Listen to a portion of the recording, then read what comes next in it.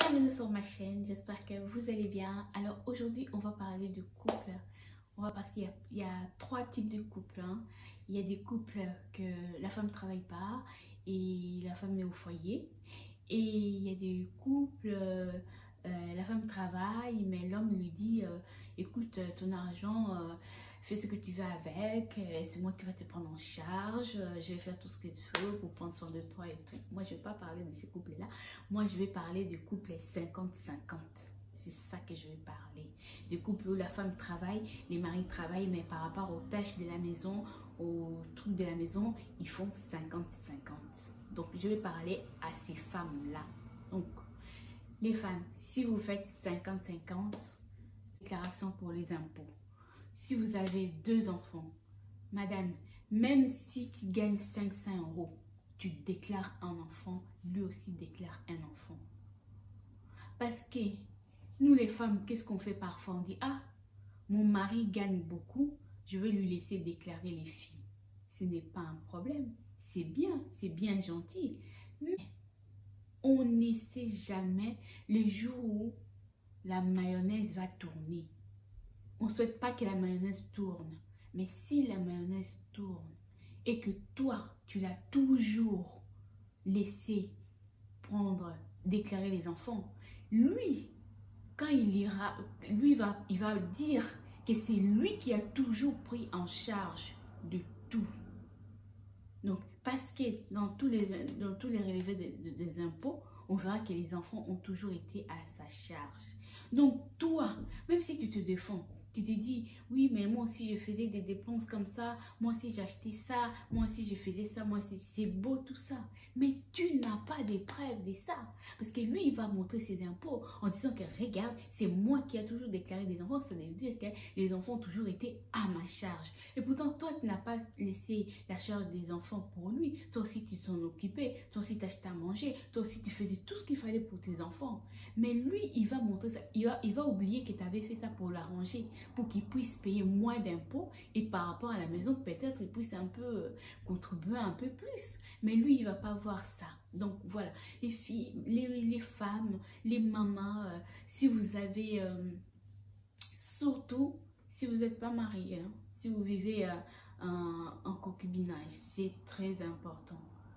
Si vous êtes marié, ça c'est autre chose. Mais si vous n'êtes pas marié et que vous vivez en concubinage, les filles, surveillez vos arrières. Surveillez vos arrières. Donc, on ne sait jamais, je parle l'être aimé et voilà. Donc, voilà, il faut déclarer un enfant et lui aussi déclarer un enfant. Si vous en avez trois, peut-être tu l'as déclaré 2, toi tu déclares 1. Si vous en avez 4, moitié-moitié. C'est très très important. Alors, deuxième chose, j'allais dire, par rapport aux dépenses de la maison, il faut que tout soit sur la table.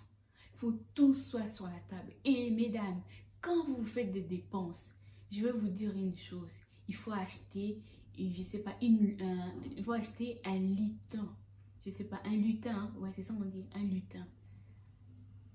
Dans le lutin, vous mettez facture cantine scolaire des enfants, facture alimentation, facture dépenses pour l'entretien de la maison, facture soins du corps. Il faut tout garder, les filles. Il faut garder. Si vous êtes quelqu'un qui achète tout en espèces comme ça, il faut tout garder vos factures parce que c'est important. Les jours où la mayonnaise va tourner, est-ce que quand vous allez partir chez le juge, vous aurez des preuves en disant que moi aussi j'ai dépensé ça, moi aussi je faisais ça. Moi...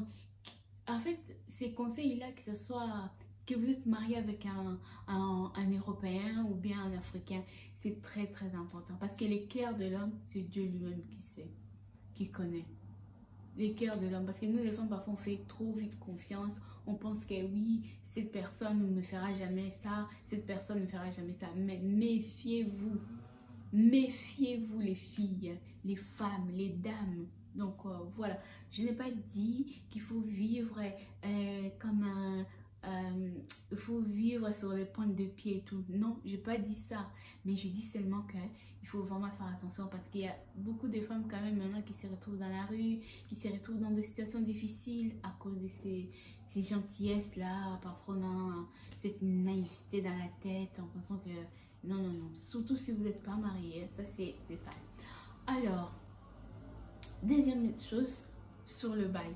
Si c'est lui qui est propriétaire, les filles, si c'est lui qui est propriétaire, donc soit vous arrangez avec lui ou vous insistez pour que votre nom soit au moins dans le bail, pas tout le temps qu'il vous fasse des attestations, ou bien je suis monsieur un tel, madame un tel vit chez moi, ça c'est pas bon.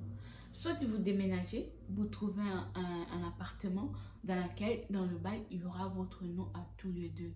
Parce que j'ai dit ça pourquoi? Parce que les jours où ça va barder, les jours où la mayonnaise va tourner, c'est vous qui vous allez vous retrouver dehors. Hein? Parce qu'il va vous mettre dehors sans scrupule. Parce que quand vous allez dire que non, je ne vais pas y aller, je vais rester ici, il ne voudra pas parce que c'est sa maison. Et tu auras beau appeler la police, c'est toi qui vas partir parce que sur le bail, il n'y a pas ton nom. Il y a son nom à lui. Donc, les filles, les femmes, soyez sages. Même si vous avez vécu 13 ans, 14 ans, 15 ans avec la personne, les jours où ça va arriver, la personne ne regardera pas ça. Il va vous foutre dehors comme une merde. Donc, voilà. Soyez prudente. Si lui, il gagne plus, il y a des factures où vous voyez que dès le départ, il faut tout mettre à table, quoi. Tout, qui c'est qui paye ça? Moi, je paye ça, toi, tu payes ça, lui, il paye ça. Donc, vraiment, c'est quelque chose, c'est très, très, très important. Et puis, ayez toujours des économies de côté. Ne dépensez pas comme des folles. En disant que oui, je suis là, tranquille, lui paye ça, moi tout mon argent, je dépense, je paye ça, je fais ça, j'envoie en Afrique, je paye ça. Non, c'est important, mais ayez toujours les économies. Ayez toujours au moins tous les mois, serrez-vous la ceinture, mettez au moins 100 € de côté, c'est très important parce que c'est ça qui va vous sauver. C'est ça qui va vous sauver. Je n'ai pas dit que c'est pas bon d'être en couple, le couple, c'est pas bon. Non, je n'ai pas dit ça. Mais j'ai dit, la mayonnaise tourne toujours.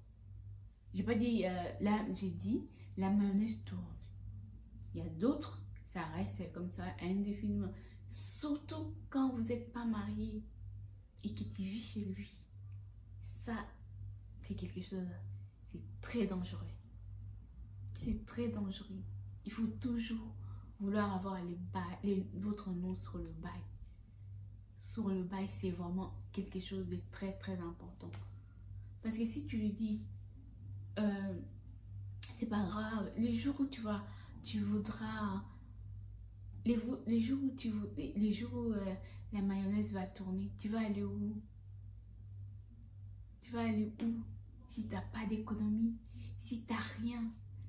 Parce que quand tu vas lui dire, ou bien quand il y a des moments où tu ne vas pas te sentir bien et que tu vas lui dire que non, je préfère que tu sois le garant pour que je puisse un peu déménager. Il ne voudra pas. Il ne voudra pas. Malgré tout, le nombre d'années que tu as vécu avec lui, 13 ans, 20 ans, je ne sais pas quoi, il ne regardera même pas ça. Il ne voudra pas t'aider. Donc, les filles, ayez toujours des économies de côté. Et gardez bien votre travail.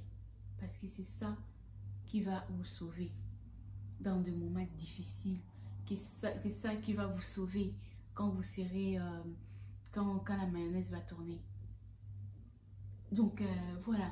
Ayez toujours quelque chose à vous qui va vous permettre. On ne souhaite pas quelque chose de pas bien et tout, mais la vie, on ne sait jamais. Donc, gardez, soyez vigilants, essayez de garder des traces, essayez de payer plus en carte bleue.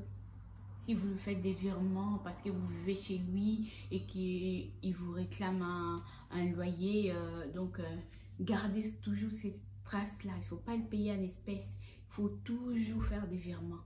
Parce qu'avec par virement, les traces, ça reste. Mais si vous donnez comme ça en espèces, les traces n'en resteront pas. Vous aurez beau dire que non, tous les mois, je vais verser autant et tout. Tant qu'il n'y a pas de traces, parce que juste c'est ça qu'il va regarder. Il va regarder des preuves. S'il n'y a pas de preuves, voilà. Soyez vigilants. Protégez-vous. Assurez vos arrières. Cela ne veut pas dire qu'il faut être parano, non. Mais il y a des femmes, elles se sont retrouvées dans ces situations-là. Elles ne s'attendaient pas non plus. Elles ne s'attendaient pas, mais c'est arrivé.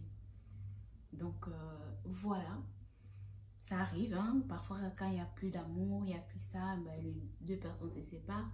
Mais ayons toujours cette intelligence de garder des traces. C'est important. C'est important, garder, parce que l'être humain, on ne la connaît pas. C'est Dieu lui-même qui connaît l'être humain à fond. Tu peux vivre avec la personne il va te montrer seulement ce qu'il veut te montrer. Mais le fond de son cœur là, tu ne le connais pas. C'est ces jours-là que tu vas comprendre que la mayonnaise a tombé. Donc voilà les filles, donc prenez soin de vous. Je vous fais de gros bisous et puis n'oubliez pas de vous abonner, de liker et de partager. Dites-moi en commentaire.